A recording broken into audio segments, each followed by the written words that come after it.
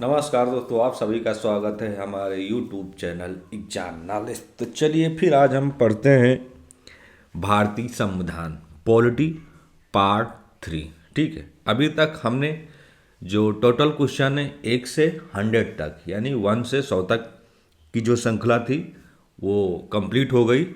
अब हम पढ़ेंगे पार्ट 3 यानी कि 101 से 150 तक, टोटल 150 क्वेश्चन कंप्लीट हो जाएंगे आज की वीडियो के बाद। ठीक है, तो आप लोगों से बस एक ही रिक्वेस्ट है कि आप लोग लाइक करिए, सब्सक्राइब करिए और कमेंट करके बताइए कैसा लगा। ठीक है, तो चलिए हम शुरुआत करते हैं नेक्स्ट कि जो हमारा संविधान है, ठीक है, भारतीय संविधान। ठीक है, जो पहला क्वेश्चन है कि संविधान की प्रस्तावना को संविधान का अंग कब माना गया।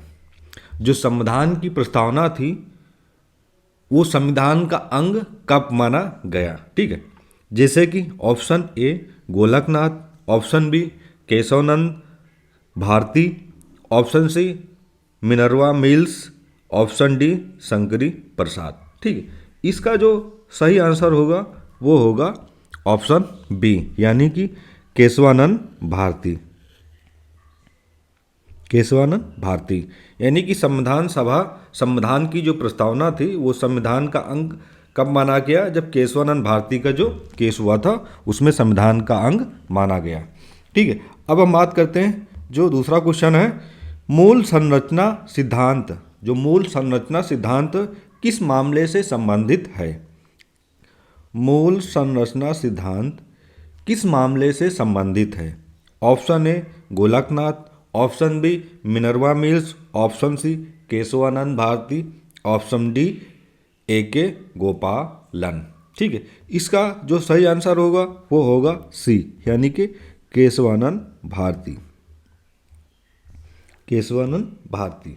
ठीक है, अब हम बात करते हैं नेक्स्ट क्वेश्चन। नेक्स्ट जो क्वेश्चन है वो पूछ रहा है कि मौलिक अधिकारों को सीमित करने वाला कौन सा मामला था। यानी कि जो हमारे मौलिक अधिकार थे उनको सीमित करने वाला कौन सा मामला था जो था। ठीक है, जैसे कि option A Shankari Prasad, option B Golaknath, option C A K Gopalan या ऑप्शन डी उपरोक्त सभी। ठीक, इसका जो सही आंसर होगा वो होगा ऑप्शन डी यानी कि ये तीनों मामले थे। ठीक, ये तीनों मामले थे जो मौलिक अधिकारों को सीमित करने वाला मामला था जो उच्च न्यायालय में चल रहा था। ठीक है, अब जो नेक्स्ट क्वेश्चन है कि न्यायिक पुनरावलोकन। जो न्यायिक पुनरावलोकन का आधार किस केस में मजबूत हुआ।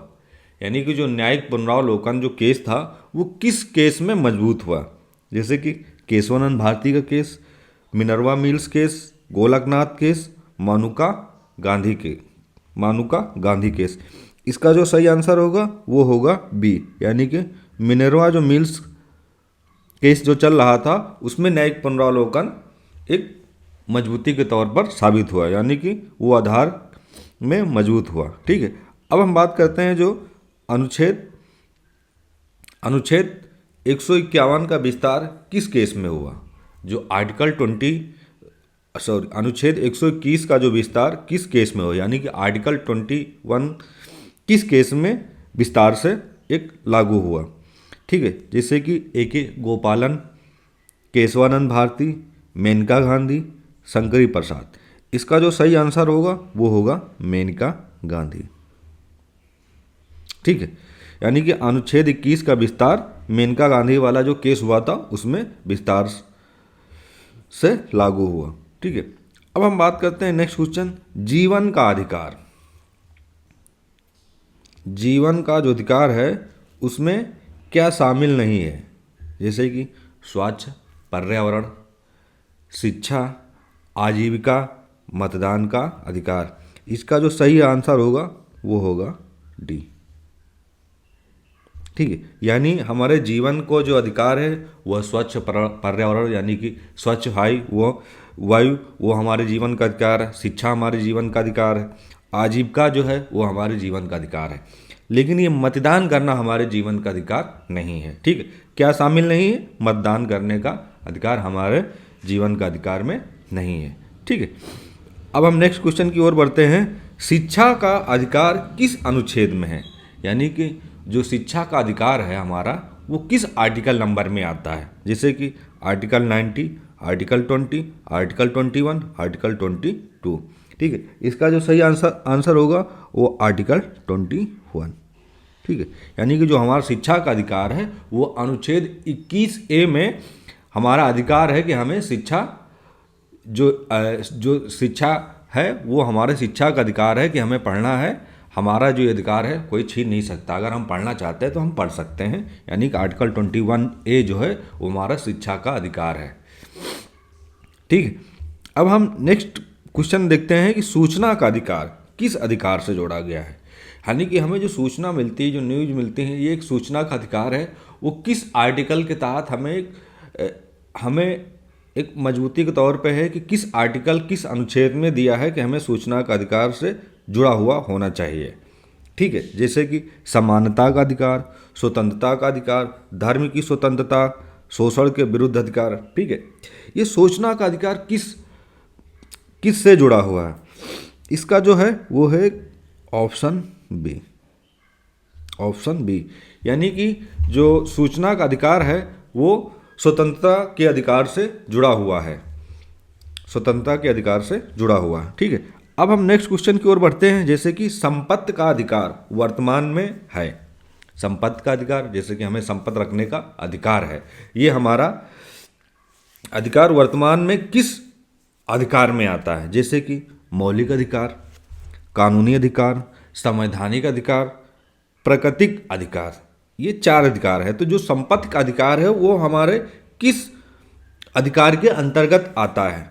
किस अधिकार के अंतर्गत आता है? तो ये आता है हमारा बी। यानी कि जो संपत्ति का अधिकार है वो एक हमारा कानूनी अधिकार है। ठीक है, तो ये हमारे कानूनी अधिकार में संपत्ति का अधिकार आता है। Option B. ठीक है, नेक्स्ट क्वेश्चन जो है, संपत्ति का अधिकार किस अनुच्छेद में है? यानी कि संपत्ति रखने का जो अधिकार है वो किस आर्टिकल में, यानी किस अनुच्छेद के अंतर्गत आता है? ठीक है, जैसे कि अनुच्छेद 19A, अनुच्छेद 21, अनुच्छेद 300A, अनुच्छेद 31। ठीक है, इसका जो सही आंसर होगा वो होगा अनुच्छेद 300CA। पहले जो हमारा संपत्ति का अधिकार था वो हमारा आर्टिकल जो था वो संशोधन हुआ था, तब जाके जो अनुच्छेद 300A जोड़ा गया था कि अनुच्छेद 300A एक संपत्ति का अधिकार है जिसे हमें संपत्ति रखने का अधिकार है। ठीक, इसका जो सही आंसर होगा वो होगा सी।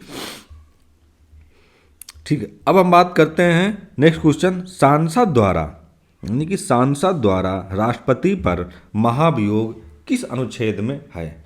यानी कि जब सांसद राष्ट्रपति पर जब महाभियोग लगाता है, सांसद द्वारा राष्ट्रपति पर महाभियोग किस आर्टिकल के द्वारा लगाया जाता है? ठीक है, किस आर्टिकल के द्वारा लगाया जाता है?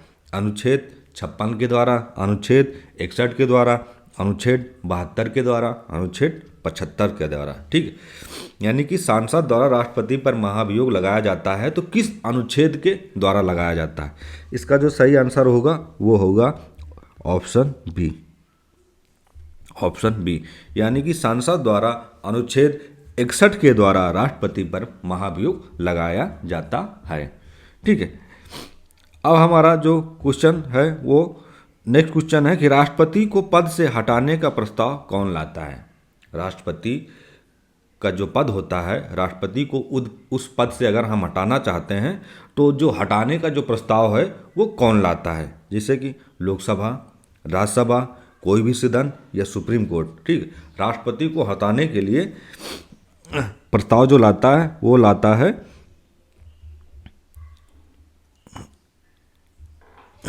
वो कोई भी सदन लाता है, यानी कि ऑप्शन सी।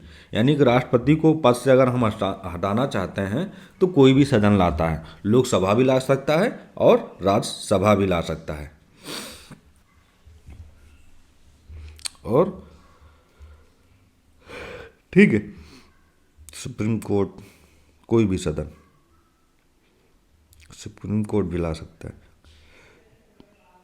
अब हम नेक्स्ट क्वेश्चन है कि राष्ट्रपति के महाभियोग के लिए कितने बहुमत की आवश्यकता है।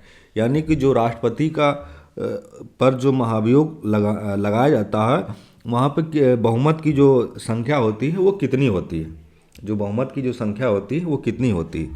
ठीक है, जैसे कि साधारण बहुमत, पूर्ण बहुमत, विशेष बहुमत, सर्वसम्मति बहुमत। इसका जो सही आंसर होगा वो होगा ऑप्शन सी। यानी कि राष्ट्रपति पर जब महाभियोग लगाना होता है तो विशेष बहुमत की ज़रूरत होती है। किसकी ज़रूरत है? विशेष बहुमत की ज़रूरत होती है। ठीक, अब हम बात करते हैं नेक्स्ट क्वेश्चन जो है, उपराष्ट्रपति को हटाने का प्रस्ताव कौन लाता है। यानी कि जैसे हम उपराष्ट्रपति को हटाना चाह रहे हैं, उपराष्ट्रपति के खिलाफ महाभियोग लाना चाह रहे हैं, तो प्रस्ताव कहाँ से लाया जाता है।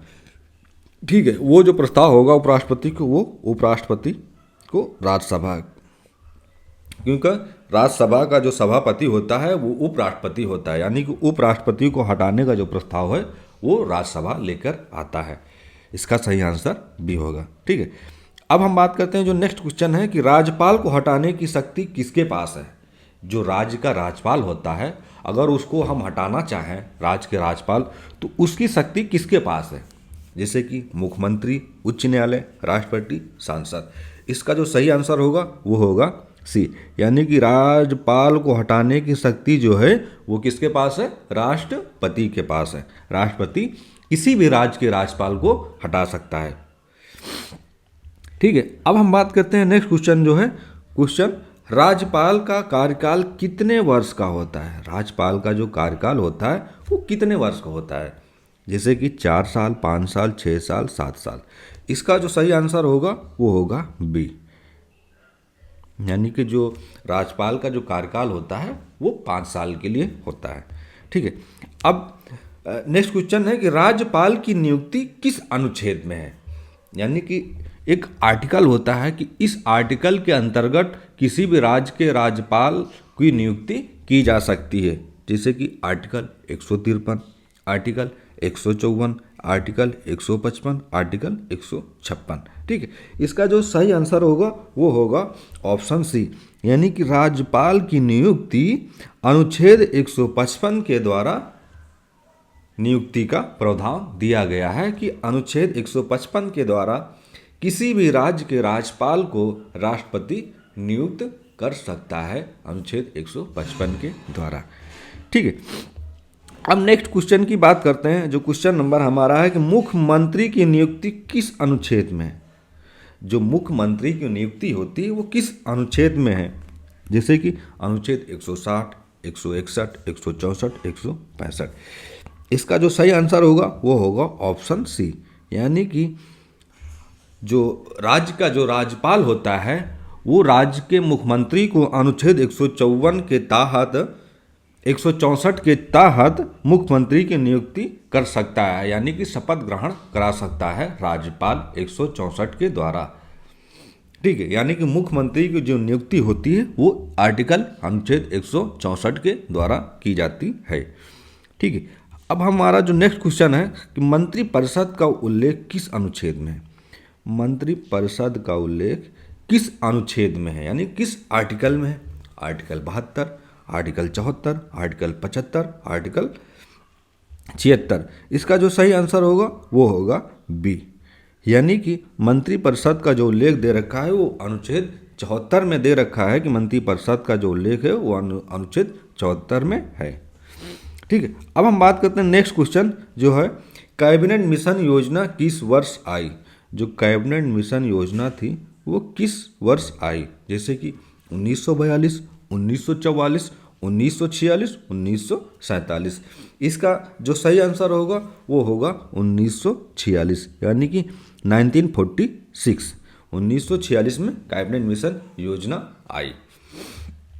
ठीक है, अब हमारा जो नेक्स्ट क्वेश्चन है कि भारतीय संविधान में अनुच्छेद 370 किससे संबंधित था।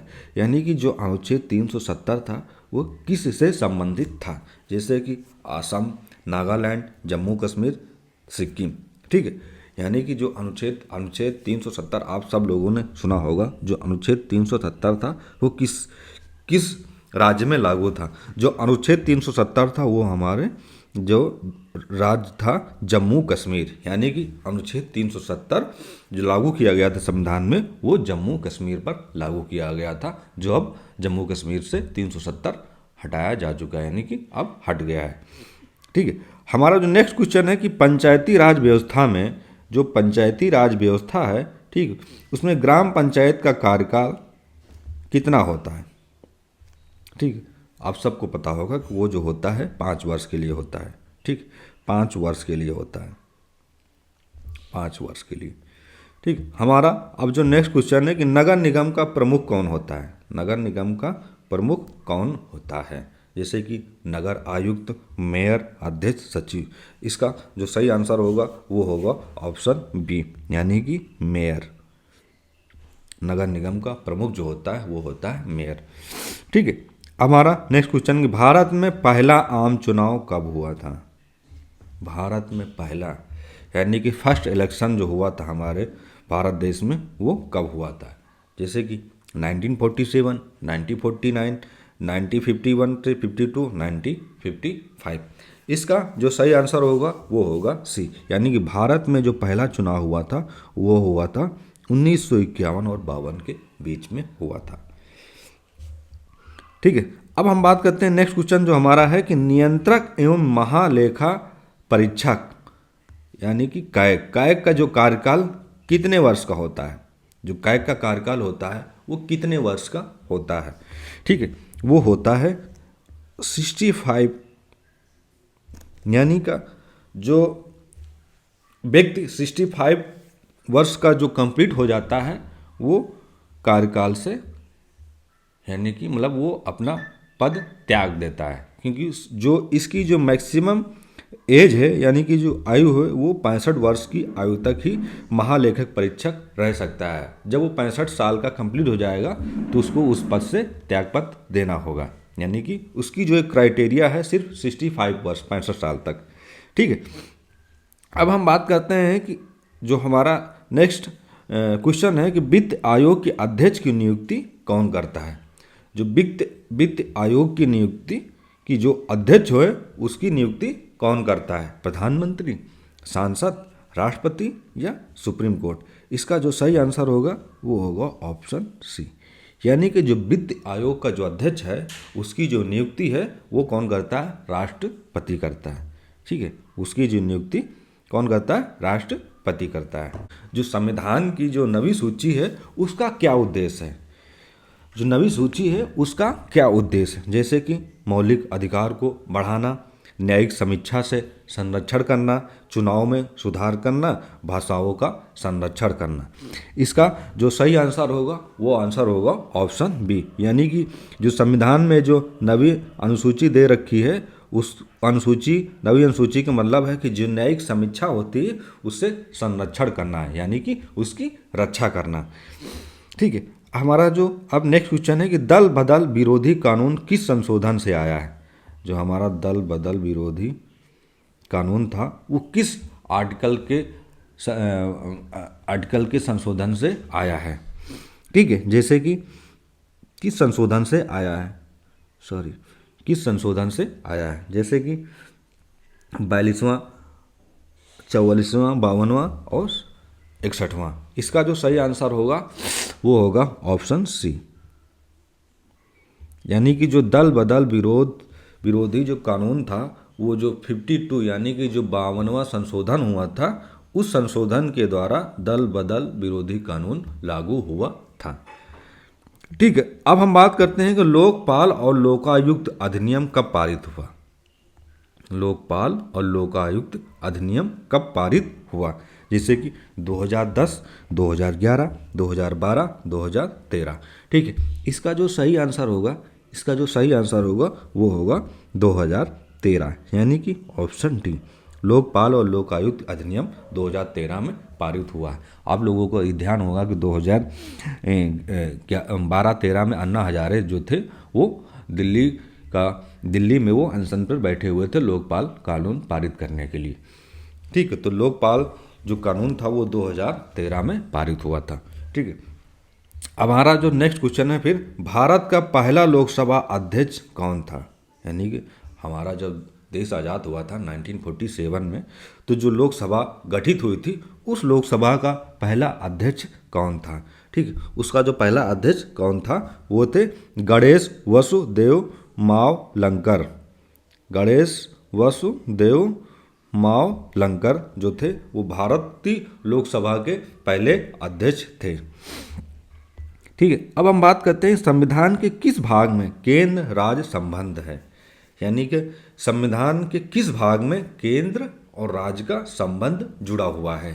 ठीक है, जैसे कि option A, option B, option C, option D. इसका जो सही आंसर होगा वो होगा ऑप्शन सी, यानी कि भाग 11 में। भाग 11 में संविधान यानी कि केंद्र और राज्य का जो संबंध है वो भाग 11 में जुड़ा हुआ है। ठीक है, अब हम नेक्स्ट क्वेश्चन की ओर बढ़ते हैं कि अखिल भारतीय सेवा किस सूची में आती है। जो अखिल भारतीय सेवा है वो किस सूची में आती है, जैसे कि संघ सूची, राज्य सूची, समवर्ती सूची, विशेष सूची। इसका जो सही आंसर होगा वो होगा संघ सूची, ऑप्शन ए।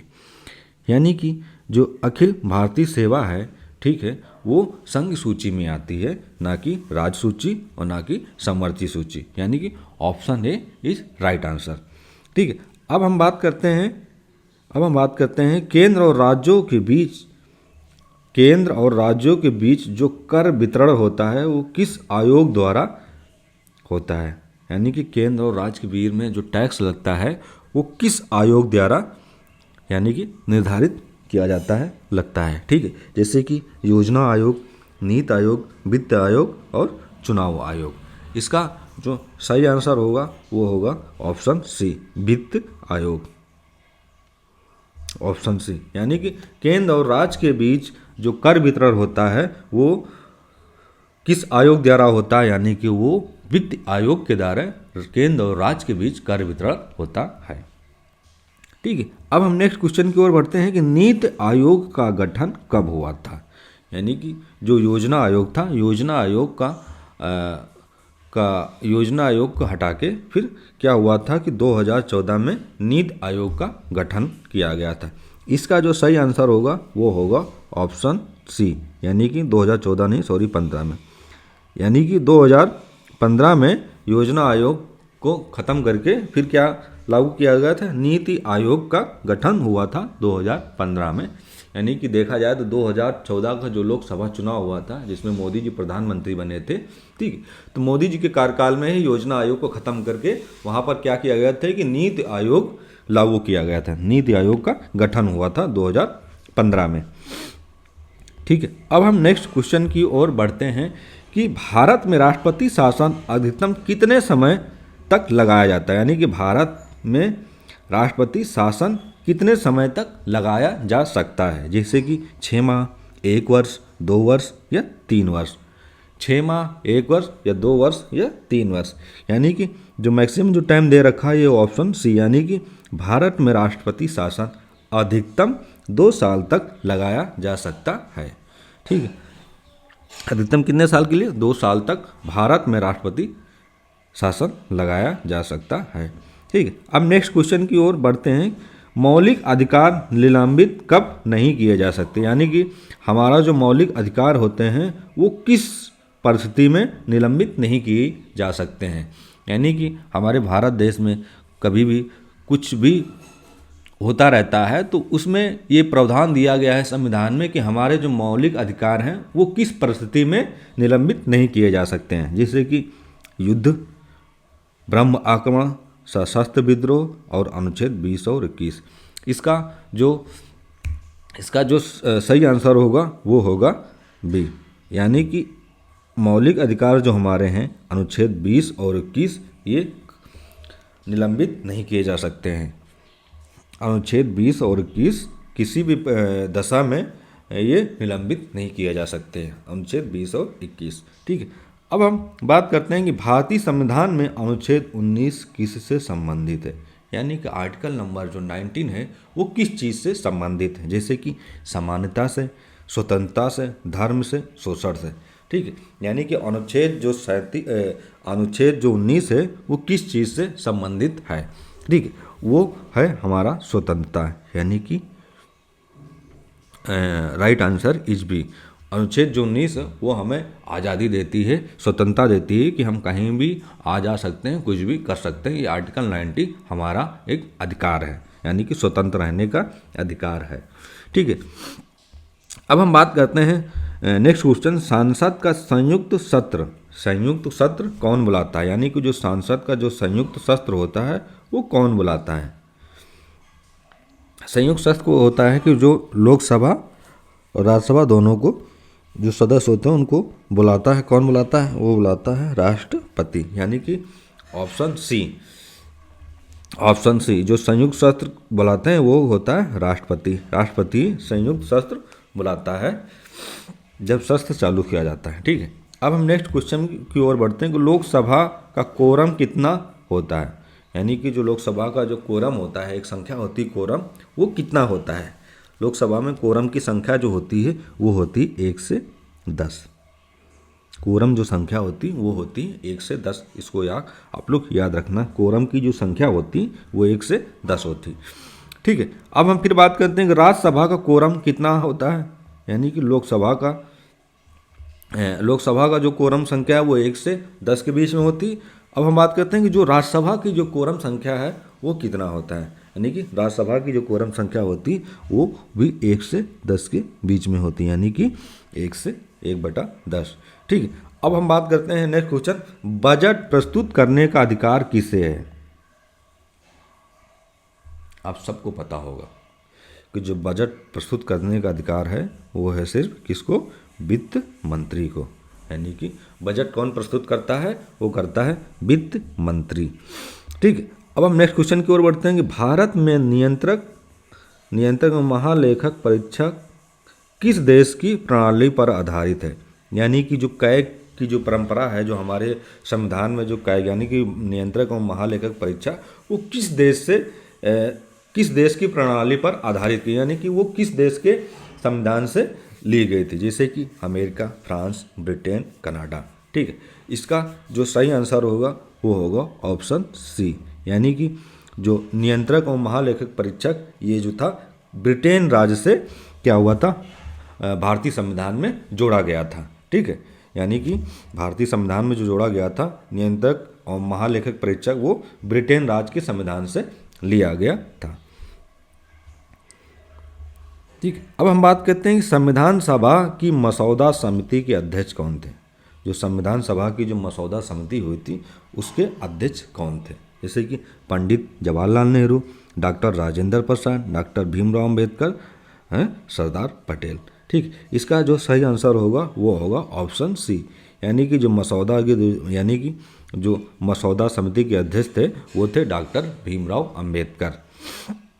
ठीक, अब हम बात करते हैं नेक्स्ट क्वेश्चन, भारतीय संविधान में मौलिक अधिकार किस देश से लिए गए थे, यानी कि जो हमारे संविधान में जो मौलिक अधिकार जोड़े गए हैं वो किस देश की संविधान से लिए गए हैं, जैसे कि ब्रिटेन, आयरलैंड, अमेरिका, कनाडा। ठीक है, ये जो था मौलिक अधिकार ये जो अमेरिका का संविधान है उससे लिए गए थे, यानी कि जो मौलिक अधिकार के जो आर्टिकल हैं वो कहाँ से लिए गए थे? अमेरिका के संविधान से लिए गए थे।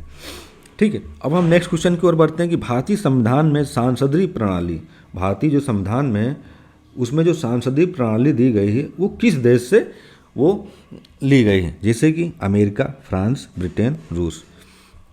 ठीक, ये जो सांसदीय प्रणाली है वो ब्रिटेन राज्य से, यानी कि ब्रिटेन का जो संविधान है उससे सांसदीय प्रणाली ली गई थी। ठीक, अब हम नेक्स्ट क्वेश्चन की ओर बढ़ते हैं कि राज्य विधान परिषद के सदस्य अधिकतम कितने हो सकते हैं, यानी कि जो राज्य विधान परिषद के जो सदस्य होते हैं वो ज़्यादा से ज़्यादा यानी कम से कम कितने हो सकते हैं, जैसे कि 1 से 3, 1/4 या 1/5 या 1/2। ठीक, इसका जो सही आंसर होगा वो होगा 1/3, यानी कि option A is right answer. राज्य विधान परिषद के जो सदस्य होते हैं वो कम से कम 3 हो सकते हैं, 1/3। ठीक, अब हम बात करते हैं नेक्स्ट क्वेश्चन कि विधान परिषद का कार्यकाल कितने वर्ष का होता है। यानी कि जो राज्य में विधान परिषद होता है उसका जो कार्यकाल होता है वो कितने